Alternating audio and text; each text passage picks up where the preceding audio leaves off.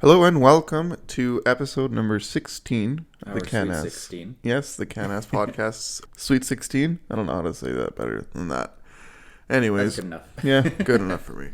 Today we'll be talking a little bit about soccer, not too much, because our midweek episode this week is going to be the Canada Men's National preview show.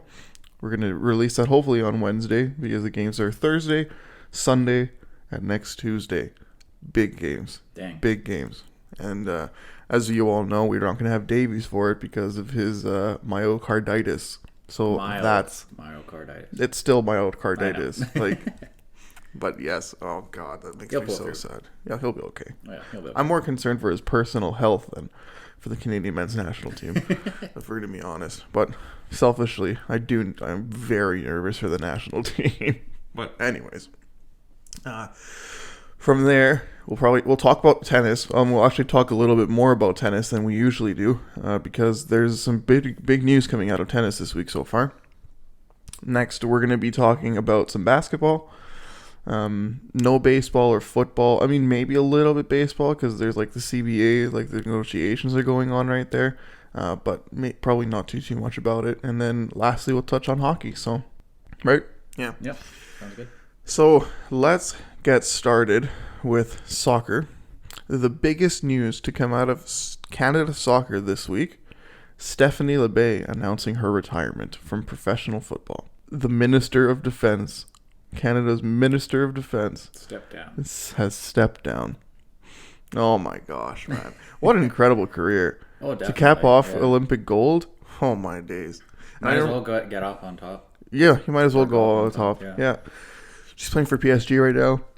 And I'm thinking, like, they have a chance to compete for a title over there, so it'll be nice for her to really go out on top on it. Like, wait, so is she retiring from, like, national? Like all of it, soccer? all soccer. Oh, okay. Yeah, she's retiring from football entirely. Yeah, and she got absolutely robbed of the top goalkeeper award. She didn't even win it? No, how did she not win it? She finished in the top 3. And then the Chilean goalie, Answer, something like that, she won. But, like, what does Answer win? She won a domestic title with her club team, but nothing internationally. Chile didn't even make it into the knockouts, didn't they? That's absurd. I don't think so, no, yeah. That is so infuriating. And then Bev Priestman. Literally, how does the coach who wins the only big international trophy not win the award? And I'm sorry, Canada was not as good of a team on paper as Sweden or the States. But we won. Like, I don't understand, man. Like, we got absolutely robbed as Canadians. Like, just completely robbed. Like, going off, like, the coaching thing, like, in the NHL doesn't, like, the coach that basically, like, turns their team around win the Jack Adams? Yeah, basically. Like you would think. Yeah. Typically. So or the coach that does the most with the least is usually who gets the Jack Adams. Yeah. Yeah. So basically, this is the same thing. Like, on paper, like... Yeah, we just got robbed. Like, there's no sugarcoating it. Like, it was absolute larceny. Yeah. And which one do you think is worse? Priestman not getting it or Larae not getting it? Me being a goalkeeper, I'd say Larae, but Priestman as well. I definitely knew you'd say Larae. Yeah. 'Cause I definitely think Larae should have gotten it.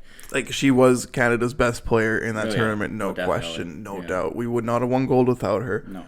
I don't even think we would have medaled without her, to be honest with you. But I think Priestman is the biggest robbery. Just because, like, goalies, like, they have their club teams. Like, Larae's club team was, like, some no-name team out in, like, I don't know, like, Belgium or something. Like, just, like, a really bad little team. And, yeah, like, they have club teams that they can play for, and maybe that factors in. But coaches don't have club teams. No. Coaches just have their national programs.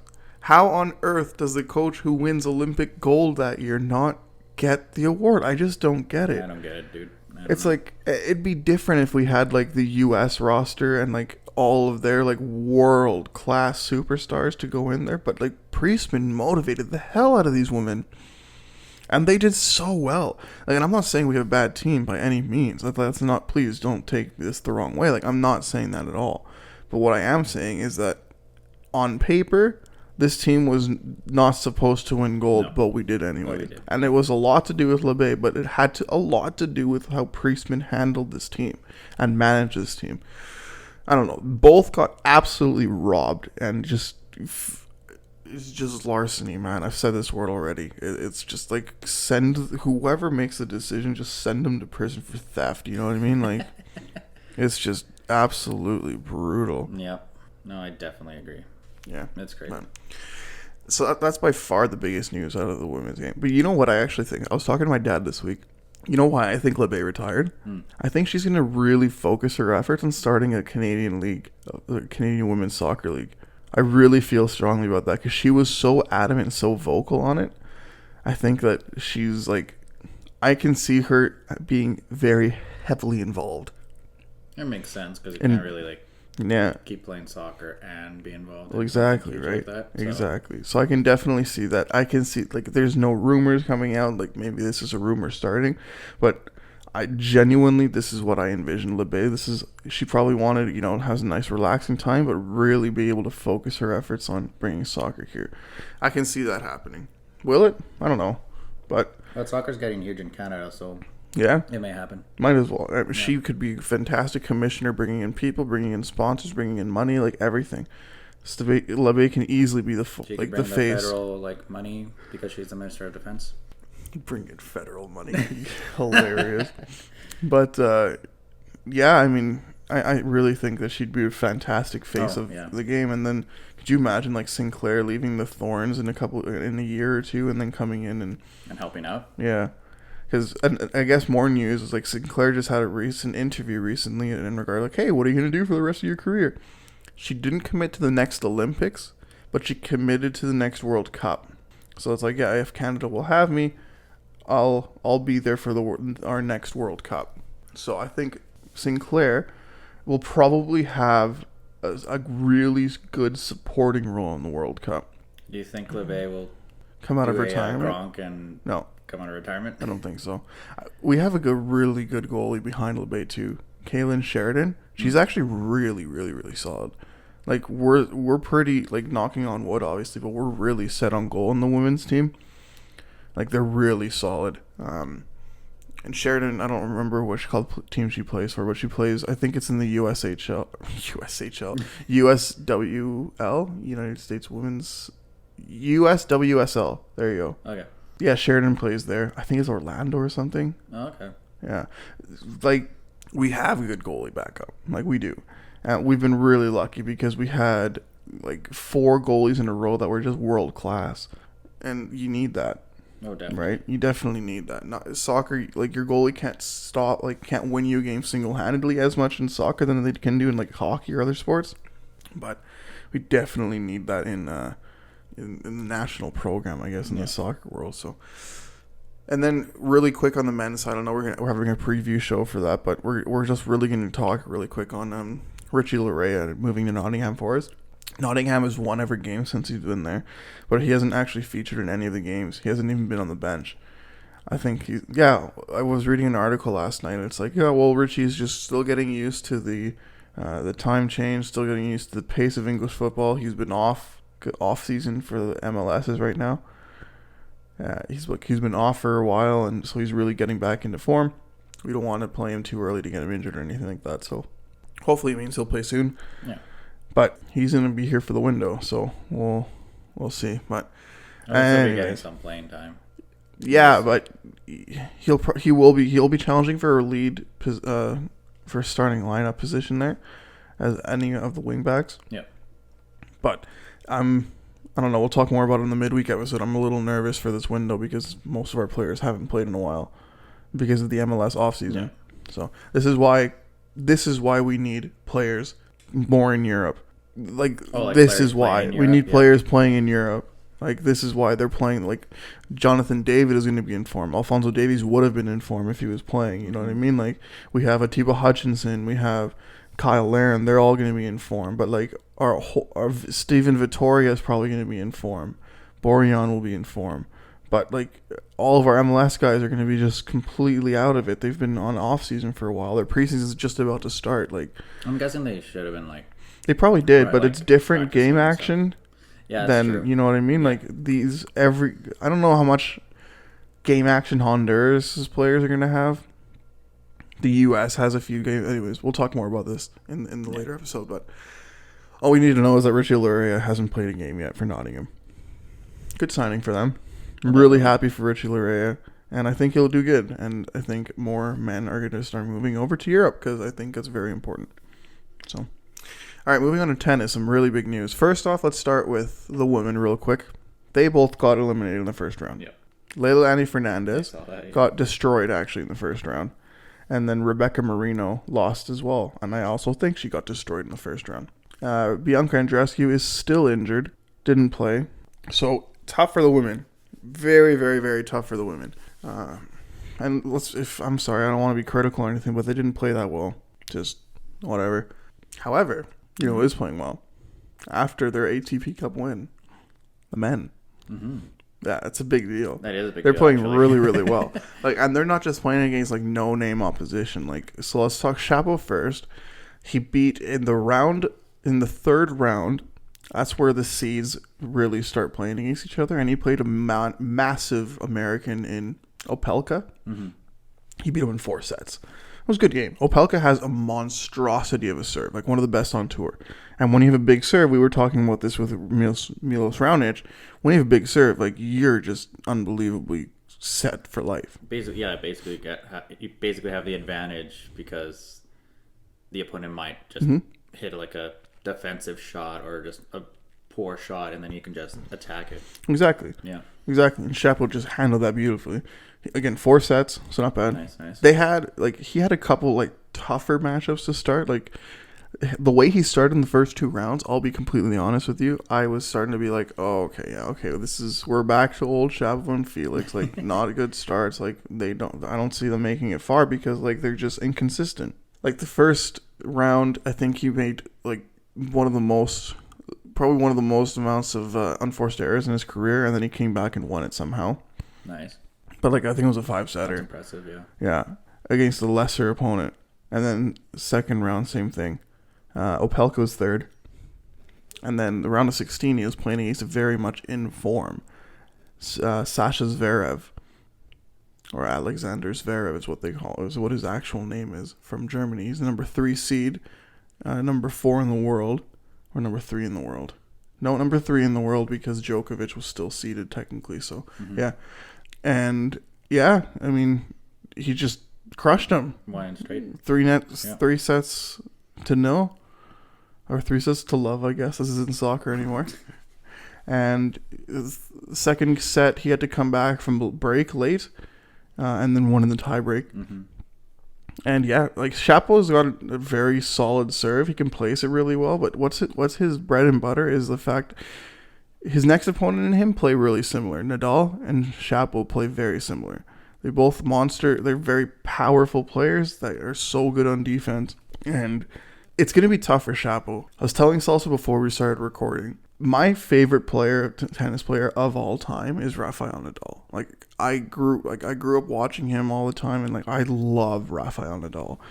And this is really tough for me because I really want Canada to win as much as possible, and I really like Shapo too. But I've never been able to cheer against Nadal. I can't. So this quarterfinal, I hope whoever wins it ends up winning the whole thing. Because now Shapo's playing against Nadal, and the bracket opened up completely now. The winner of this match should be able to easily make it into the final. I'm sorry, because the next one is either Berrettini or Monfils probably. They're the 2 highest seeds remaining in the top quarter. So the winner of that match will be playing against the winner of Shapo and Nadal. So, yeah, I'd love to see Nadal win another Grand Slam, preferably the Australian Open, and be the record holder for the most Grand Slams by a man, by himself. He's currently tied with Roger Federer. And honestly, rub some salt in the wound of Djokovic. Because Djokovic could have tied it with this tournament, and he's just dominated the Australian Open for so long.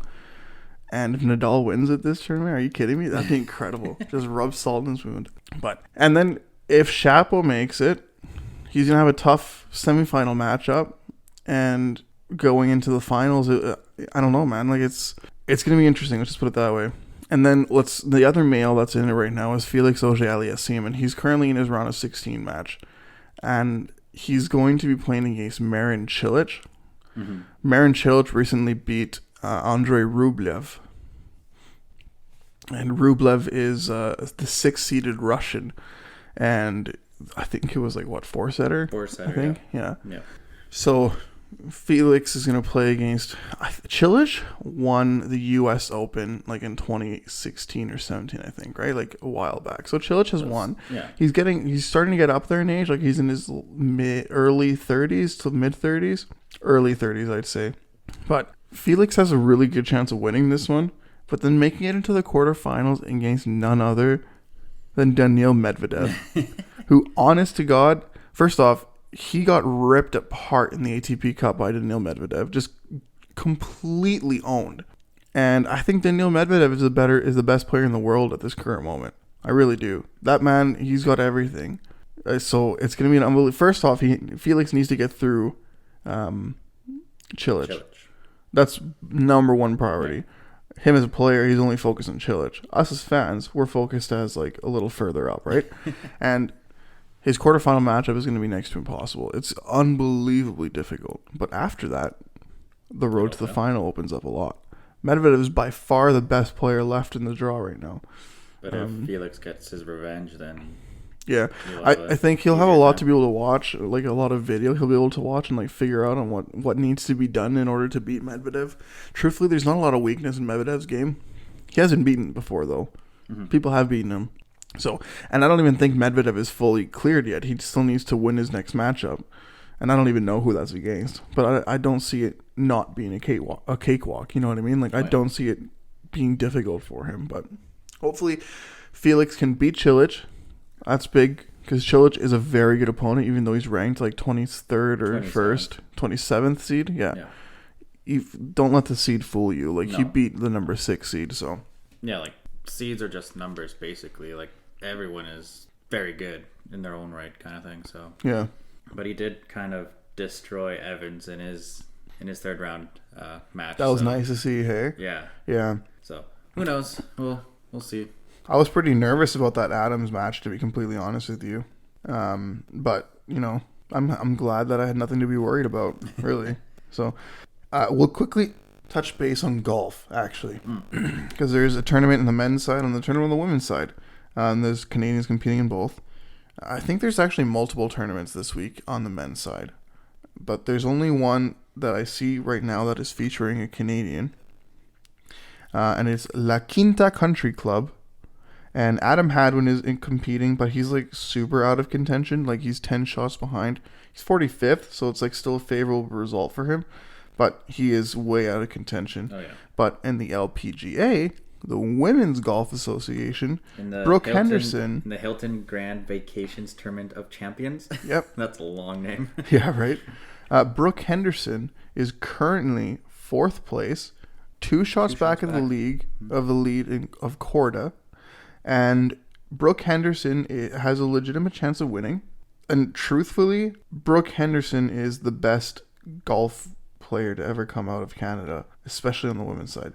No disrespect to the former greats of Canada. Like my career. Well, the women has some really good golf players too.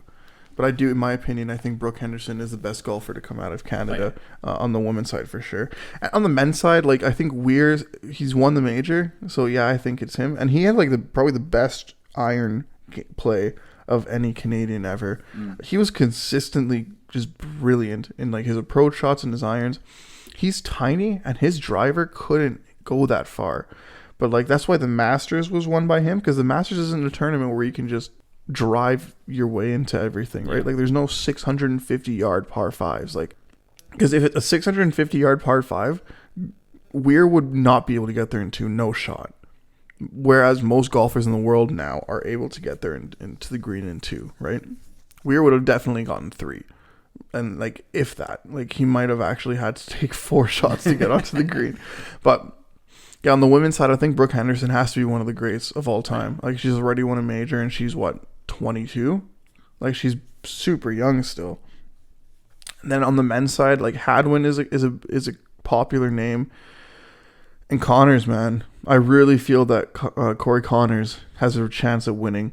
a tournament this year for sure, and he should be competing in most Grand Slams. Like last week, he made a really big comeback. Like he was tied for second at one point on in that final round. He didn't birdie any of the last few holes, which kind of set him back. But he was legitimately close. Like the score doesn't show it, but he was like on a roll to start.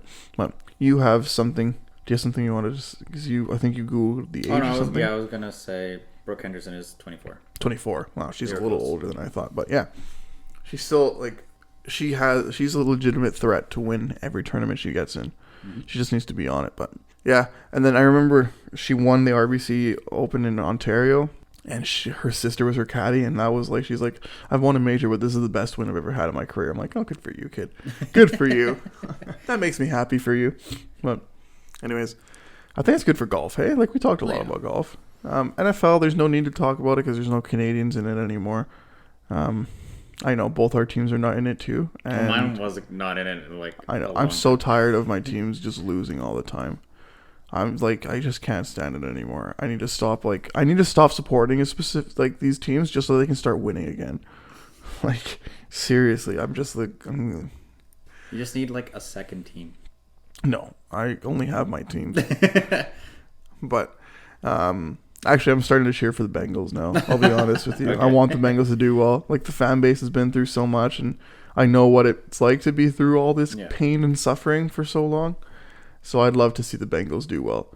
And on the AFC side, the Bills, man. Mm-hmm. I really want to see the Bills. Like, how incredible of a fan base do the Buffalo Bills have?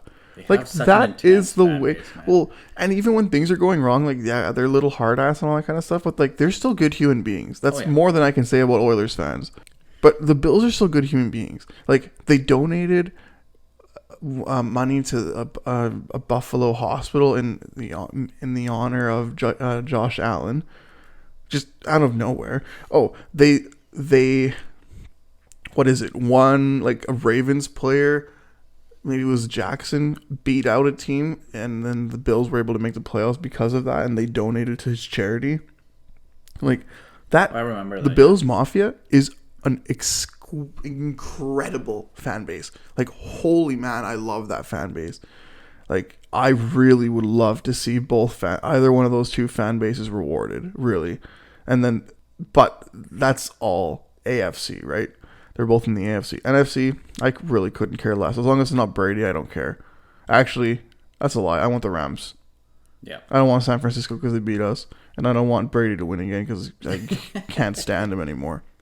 So I would love to see Rams and one of Bills and or Bengals in the Super Bowl. Have Bills and Bengals. True, Bills or Bengals. Sorry, but let's just combine the team. Like, we're not gonna play against each other. We're just gonna combine the team and move on. That'd be an interesting question. Who would be the starting quarterback, Joe Burrow or Josh Allen? Josh Allen. I would go Joe Burrow. I'm going Josh Allen. Did you see his game? Yeah. And they also, like, the Bills are, like, really hot right now, dude. Right. Like, anyways. No Canadians are on there. Stop talking about it. Yeah. No, keep going. All right, super quick. Baseball, I mean, the only news to come out of there is that the MLB has done a rebuttal offer. And, like, it's, like, I see a lockout happening, man. It's going to be a lockout shortened season yet again. They just can never get along on this. Part of the collective agreement that they're doing right now is to have automated strike zones because the umpires are all idiots in that league. Yep. A lot. They're very often idiots in that league, and the strike zone's so inconsistent. So when you have a consistent strike zone, that's huge. Anyways, it makes bad pitchers look good, and it makes good pitchers look bad. The strike zone that the MLB has. You know what I mean? And I think that'd be helpful for, like, the Jays. We have some pitchers in our that, like, really hit their shots, like Hyunjin Ryu, and then our new guy Grossman that we just got. Like, they're not going to power through you. They're going to place their pitches, and an automated strike zone is really going to help that. Like, really, really, really going to help that. So, I still made a prediction that the Jays are... My bold prediction was Jays were going to make it to the World Series, right? So, we'll see. We'll see, yeah. Yeah. All right. Next, I guess, hockey, I guess. No, basketball. Really quick on basketball. Okay. The Raptors are still doing okay, man. Like, they're doing decent. Along. They're chugging along. I think they're 2-2 last week or something like that. Like overall, they're one game over 500. Yeah. So after their big win streak, it was a little bit different, but We have but the thing is our Canadians on the team, like Birch, he's injured right now with I think he broke his nose a while back, and Ow.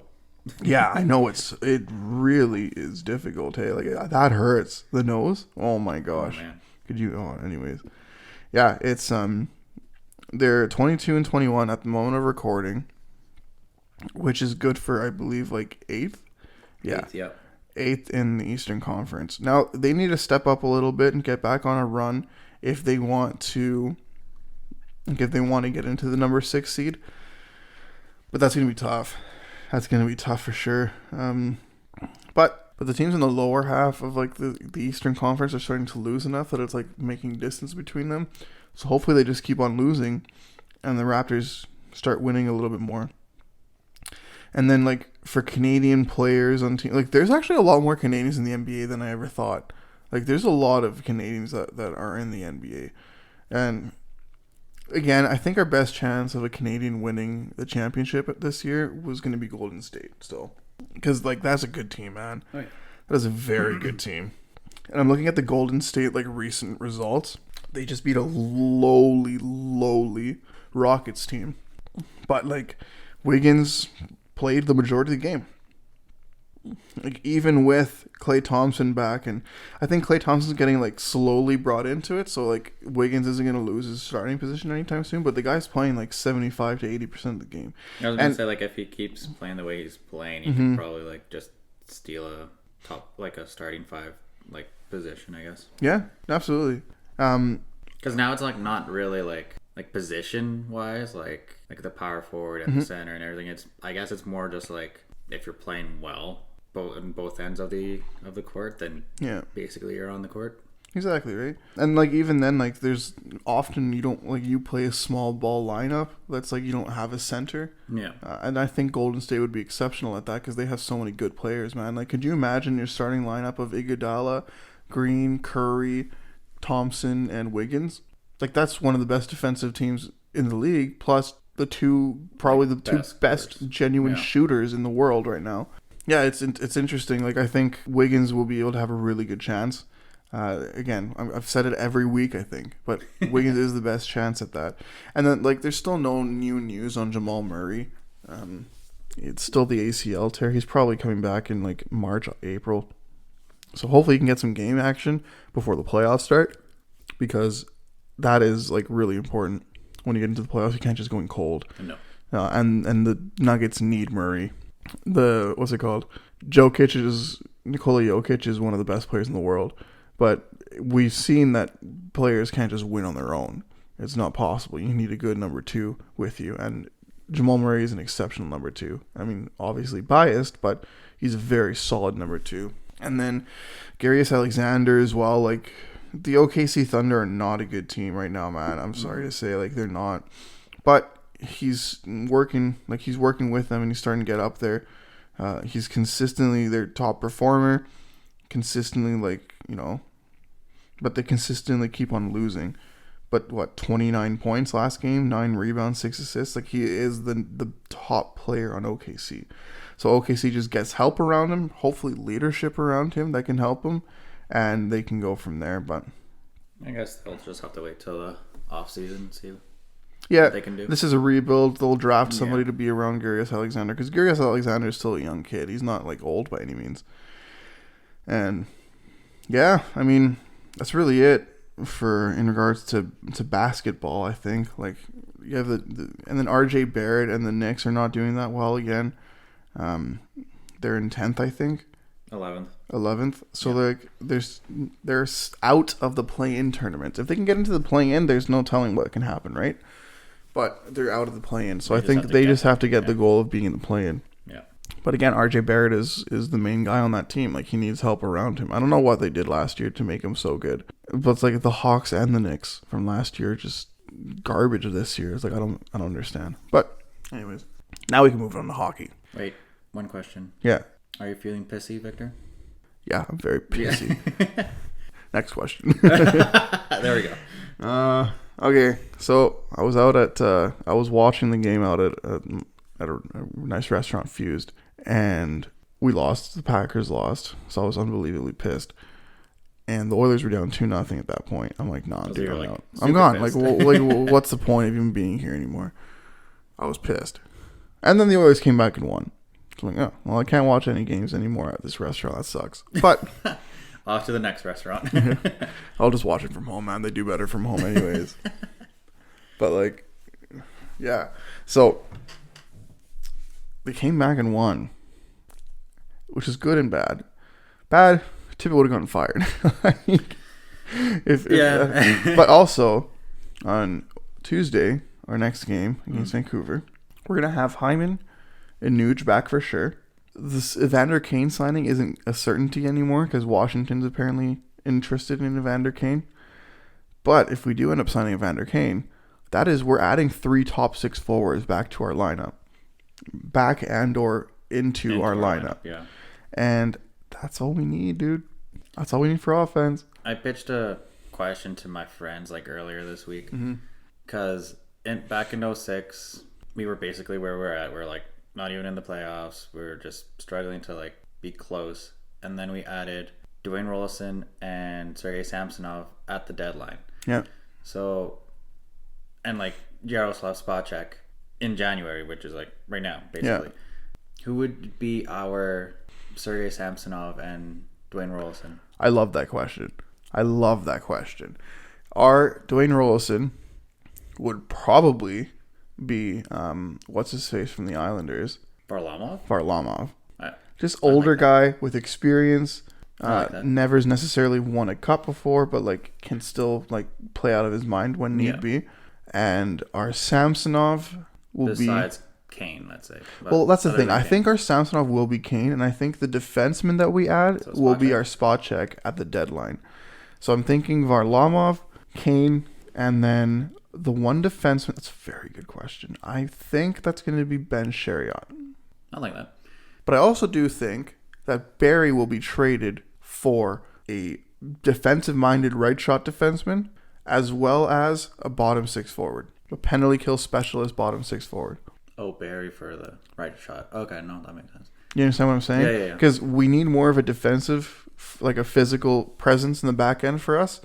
And Barry doesn't provide that. Bouchard has shown that he can run the power play. We've been literally saying this for the last year. And we've seen it last night. We saw it last night. He can, and it's only one game. I get it. There's no need to overreact. But Bouchard is the guy, and we've been saying this for a very, very, very, very long time. And that's actually part of the reason I think Tippett should get fired is because of his stubbornness when it comes to like many different calls. We won yesterday because Koskinen played very well, and I saw all the Calgary goals were deflections. Just Edmonton defense needs to improve in front of our goalie. Like the last goal too was just like a knuckler. It just surprisingly with 3 guys screening him. Yeah, went right by his glove. I can't fault him for that. I can't. I can fault the defense for not doing a better job at clearing their man and giving their goalie a clear sight of the puck. But I can't blame Koskinen for it as much as I would want to. I can't. Yeah. So I think that's it, and I think with the honorable the asterisk honorable mention, Dick Tarnstrom. I think Barry does get traded. Okay. I'm hoping this year, but probably next season in the off season. That's what I'm thinking too. Like basically, Bouchard took Barry's spot. Now Barry's basically making $4 million and just being on the third pairing. Yeah, and that's the thing. Like Barry can be a second pairing defenseman, offensive threat on any other team in the league, really. Yeah. Like he's not bad. He's not a bad player. He's still good. It's just Bouchard is younger and a better fit for this team than Barry is. Yeah. And Bouchard can defend better than Barry already. Yeah. Seriously though. Oh, right? definitely. Yeah. Like my friends and I were talking about it, and we were thinking, even though they are in a playoff spot, but if they do happen to like move down in the division or in the conference, we were thinking Jonathan Quick from LA. Yeah, the only thing with LA is that Quick has a massive salary cap. Yes, no, right? we were thinking about that too, but like just like without thinking salary cap, Quick would be nice. He's got experience. He's won 2 or 3 cups, I think. Yeah, he would be nice, I think. But the thing with him though is like he's what in the 800s in save percentage this year. Nope, I think he's like low 900s. Okay. Yeah, I mean, he's not bad. Not I think bad, Varlamov is better than Quick is right now. Prime Quick was by far better, Oh, but yeah. I think Varlamov is better at the moment. The dream though is a Gibson. Just flat out, yeah. the dream is Gibson. I don't think it's realistic in the in mid season. Also, the Ducks are playing well, so They're in a bit of a tailspin right now. Like games in hand, like they've gone down from oh yeah. clear second to barely wild cards team right now. Like And then we were thinking like for our spot check and our Samsonov, we were thinking Calvin DeHaan and Kubalik from Chicago. good ones, very good ones. Yeah, that's not a bad option at all. I think what's lacking isn't the skill on this team. I think it's size and grit. Oh yeah, no, the toughness. Like everyone's just playing tough against us, and we don't do anything back. So. Yeah, and that's what happened to us in the playoffs last year. Yeah. And like your guys are significantly more skilled and more talented than the guys I mentioned. Yeah. You know what I mean? Like they're more like game changers and like can provide offense. But like Kane is a perfect player to get on this team. Yeah, but if like, you know how stubborn Tippett is. So if I guess we like play to his stubbornness, then I guess Kubalik and DeHaan would be. Yeah, but that doesn't win you in playoffs though. No. No, right? But it's Tippett, so who knows? I guess. I mean, I think Holland is starting to have a little bit more of a say into like the lineup. I think he should. And I think Gulletson and them are starting to knock some sense into Tip in regards to the lineup and like, hey, play this person, do this. Like at the end of the day, this team is so skilled, but they have no grit, and it's really tough for them to have any heart at all, even in these games. And it's like it's showing, and that's how we're losing every single game. It's truly that's the biggest thing. That and goaltending. But we saw goaltending actually showed up, but it was still 3 goals against, even with our goalie playing unbelievably well. But it's because we just didn't have the grit to get people out of the front of the net. We didn't have the grit to punch Kachuk in his face and make him lose 5 teeth. You know what I mean? Cassian, right? Well, yeah, he was sick, non-COVID related though. You know what I mean though? But like, yeah, no. I don't know. It'll be interesting. I think if we get 2 more top 6 forwards, like if we get a Kubalik and Kane somehow, that would be really nice. Solely because, and actually DeHaan plays for Chicago too, doesn't he? Yeah, that's really that's smart. why we said like. Why not like then the Flower, DeHaan, and Kubalik then? For like It would be first and like Barry first, Koskinen. I would probably give him Borgo, I guess. I don't think Borgo has as much. I don't think it has as much no, but like value as opposed to other guys. Like, we can't give him Holloway.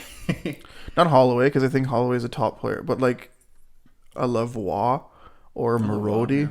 Yeah, I love Marody, but yeah, I would say Marody. Konovalov, like any one of these guys. Like I think there's a way of getting it done, or like even a future second, future first. You know what I mean? Because Kubalik. I was gonna say if we were gonna trade with Chicago, might as well just give him the second round pick that's tied in with the conditional for the Keith. Might as well just give it to them and first, a second, Marody or Lavoie, and like Barry for those guys, and hopefully it might happen, or hopefully it happens. Yeah, we'll see. But anyways, and then so Calgary's in a bit of a tailspin too, though. Yes, they beat Florida, but then they've gone down the standings as well. Vancouver, after their like 20,000 game win streak, after their horrific start, have come back down to earth as well. Winnipeg has come back down to earth. They're not doing quite well. They're out of the playoffs as well. So it's like all Western Canadian teams are currently out of the playoffs, and Montreal and Ottawa are completely out of it. There's no shot they're coming back. Like this isn't going to be another St. Louis Cinderella run. Like there's just no way. The East is pretty much set in the playoffs, and Toronto's in it. Yeah. Right. So like the only team I really hope that can like squeeze in is Detroit, but they're 8 points back behind Boston. But Boston has 4 games in hand, so it's gonna be tough. Yeah, I don't think that's happening. So the East is set basically. East is pretty much set. Yeah. Yeah. And then that's going to be an interesting matchup though, because like Toronto to get out of the Atlantic is likely going to have to beat both Florida and Tampa Bay. Tampa first, then Florida. And Florida is an exceptional team. Oh my God, is that team ever good? Right? Like holy smokes! And I'm not just saying because they beat the Oilers 6-0, because the Oilers are tire fire. And did you like hear that like Bill Zito was like Yeah, he was projected rumored to be one of our. Yeah, he had like a really long interview with us. I read that. Yeah, I'm happy for what he's doing in Florida, but I also think Florida was set up significantly better than the Oilers ever were. Yeah. We cannot undervalue and understress enough how bad Chiarelli's reign with this team was. We can't. Like, he set this team single-handedly, set him back 5 years on NHL talent. He did decent with like the drafting, but like the NHL portion of his the main roster, the biggest part of his job was a tire fire. It was, truthfully, I don't see how he gets another job because he made this team worse than we already were. Somehow. I can see him getting another job, and then we can just trade with him. I'd love for him to take over Tampa and just give all his players up. Just give us back Maroon. For like a 4th round pick. No, for a 8th round pick. Victor, there's only 7 rounds. Shirley probably doesn't know that. Probably not, yeah. He's like, okay, I'll give him for an 8th round pick. But, and this is why my biggest issue, man, it's like, I can't stand the people that rip on Holland. Like, I get it. He's responsible for some of it. He made a bad gamble in the goal. 100%. There's people calling for Nicholson to be fired. Still? Like, oh, yeah, because he hired Chiarelli and he hired Holland. I'm like, but he has nothing to do with hockey anymore. He's not the one to fire Holland. It's Cates. If you really want to fire someone, fire Cates. Actually, you might as well fire Peter Pocklington, who's not even a part of this organization, for bringing in Kevin Lowe 30 years ago. People are like, oh, God, Edmonton Oilers fans are so stupid. 40 years ago, sorry. But they're still so stupid. Anyways. And then, yeah, I mean, there's not much to say. Like, Toronto's doing pretty well in the East. Like, they're trucking along. I see them finishing 3rd in the Atlantic. If we're if we're realist, 3rd. Yeah. And then it will be Florida, Boston 1st round, Tampa, and Toronto 1st round. Good matchups, I think. I think Tampa has Toronto's number, though, because the goalie is going to be insane. It's really going to be a battle of goaltending, and I trust Vasilevsky more than I trust Campbell. I'm just looking at like the forwards, and I can see their forwards just. Toronto, you're saying? No. Tampa. Yeah. There's very minimal lineups in the world that have a better top 3 or a top 3 that can compare to, I would say, Edmonton, Colorado, Tampa Bay. Edmonton, if you put Draisaitl and McDavid. But that's what I'm saying. Your top 3 players. Oh, like in general. Yeah. Okay. Yeah. Tampa Bay, Florida, Colorado, Edmonton, Toronto. I think those, and then Boston maybe. No, I think Bergeron is old, man. If you have Pasternak and Marchand, yes. Well, but like, the third guy, Pasternak, I don't know. But what do we have? Just McDavid and Draisaitl. McDavid, Draisaitl, Nurse, top 3. Colorado, McKinnon, Makar, Rantanen. And then Landy like 4th. And that's yeah. But if we're including just top 3, that's a very good top 3. Oh, and the fact, if we're top 2, there's nobody in the world that's better top 2 than us, and this is why Edmonton is still in the mix of the best top 3s solely because we have the 2 best players in the world. Tampa Bay, Kucherov, Hedman, Vasilevsky. Like Point can be in there. Stamkos can be in there. You just said, I'm like, wow, forward, the best forward, basically, the best defenseman, basically, and the best goalie. Yeah. Like, yeah, basically have the best in each position, which is isn't that insane? Yeah. And then Toronto, Matthews, Marner, Riley. I guess. No, I'd say Campbell. Campbell. Yeah, he's played himself into that conversation. Yeah, I think so.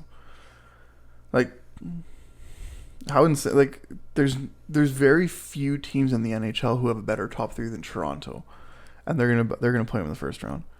Like, isn't that insane? Oh, and then Florida is what? Ekblad, Huberdeau, and Barkov. That is exceptional top 3 as well. Huberdeau's having an unreal year so far. Hey. Yeah. Unreal. Good thing I drafted him in our Canada player draft. We're gonna have to do that next week to update it, I think. Because like I got some shorties this week. I got 2 power play goals by Bouchard. Like, my team has been killing it. Strome even scored, I saw recently. Verhaeghe got another shorty. Oh yeah. I'm so good, dude. Matt has been injured all year, but who gives a damn about him? I mean, there's not really much else to talk about in regards to hockey. I think like just the Western Canadian teams are a train wreck. Same with 2 Eastern Canadian teams. The only team that's actually doing good this year is Toronto. Pains me to say because their fans are... Actually, I don't actually dislike Toronto fans as much anymore. Just because of how stupid Oilers fans have been this year. But I think that's everything for today, hey? I think so, yeah. Cool. So everybody, thank you very much for listening to our episode this week, our Sweet 16 episode.